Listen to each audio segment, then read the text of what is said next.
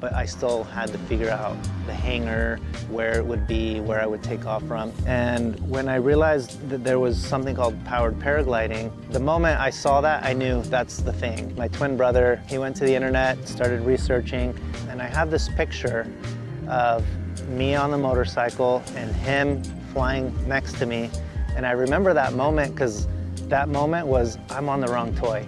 I don't want to do the motorcycle thing anymore. One of the things you would want if you're going to get into this sport is some form of practicing. So you can't really strap that on with a wing and practice a lot before experiencing a lot of fatigue. So this is a speed wing harness. So this is not a traditional paragliding harness, which is usually a little bit bigger, made for comfort, and has some form of cushion in case you fall. This is bare bones. It's made to either practice or to do speed flying or hiking and flying where you want to keep this super light.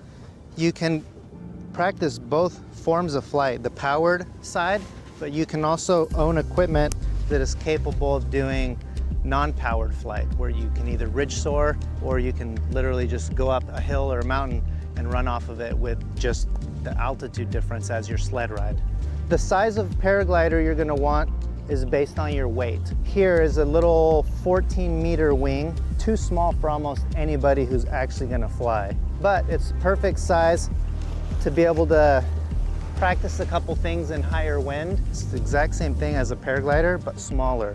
Your risers, and then the lines that go to the wing. You have a leading edge and then a tail edge.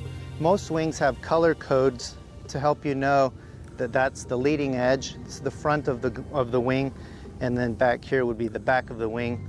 And you have brake toggles, which help you steer and control the wing.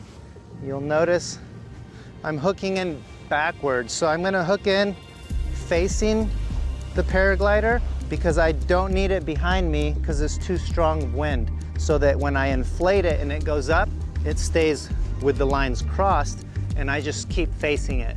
And if at any point I was doing this with a full-size wing and a motor, then I would take off by just turning and then running in the direction of the wind. It's surprisingly less complex than it ever feels. So this looks kind of like a rat's nest of lines. As long as these risers, which is the end of your lines, don't go through in any part of the process, you can always keep them separate. You'll never have an issue. Each one of these lines is tied in at a malleon point, and it could be tempting for a beginner or someone without a lot of friends or experience in the sport to say, I'm gonna start untying these and rerunning lines. Never do that. Because it's tied in here and it's tied in there at all these points, it cannot be super complex to undo it. It's just tricky.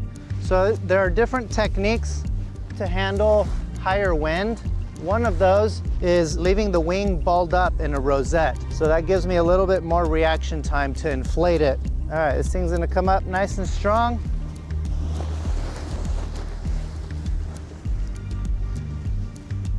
All right, so when you have decent wind, you can just kind of stand here and the wind is doing all the work.